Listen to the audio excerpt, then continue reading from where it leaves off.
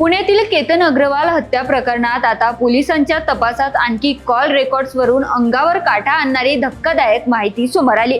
केतनची होणारी पत्नी सिया गोयल आणि तिचा प्रियकर चेतन चौधरी यांच्यात मागच्या अवघ्या 5.5 महिन्यात तब्बल 2004 फोन कॉल आणि 238 तास बोलणं झाल्याचं उघड झालं। नक्की काय आहे हा खुलासा? एकीकडे सिया आणि चेतनच्या प्रेमासंबंधीचे तांत्रिक पुरावे समोर येत असताना आता केतनच्या कुटुंबाने अत्यंत गंभीर आरोप केले।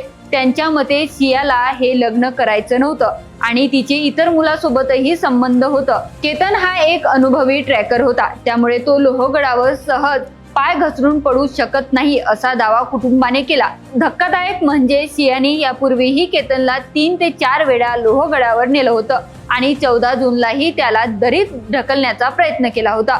पोलिसांनी किल्ल्याच्या परिसरात सीसीटीव्ही फुटेज तपासले असताच प्रियकर चेतन चौधरी तिथे चेहरा लपवून संशयास्पदरित्या फिरताना आणि केतन सियावर नजर ठेवताना स्पष्ट दिसतंय। नोव्हेंबर महिन्यात जयपूरमध्ये तब्बल 17 कोटी रुपयाचं पॅलेस बुक करून त्यांच्या लग्नाची जोरदार तयारी सुरू होती। केतनने सियाच्या वाढदिवसासाठी पूर्ण हॉटेल बुक केलं होतं, पण जिच्यासोबत आयुष्य घालवण्याचे स्वप्न केतन पाहत होता त्याच मुलीने प्रियकराच्या मदतीने त्याचा गेम केल्याचा आरोप आहे। तांत्रिक पुराव्याच्या आधारे पोलिसांनी दोघांना अटक केली असून पुढील तपास सुरू आहे। तर मित्रांनो, पैशाचा मार, स्वार्थ आणि प्रेमाच्या नावाखाली केलेल्या या भयंकर कृत्याबद्दल तुम्हाला काय वाटतं? कमेंट बॉक्स मध्ये नक्कीच सांगा।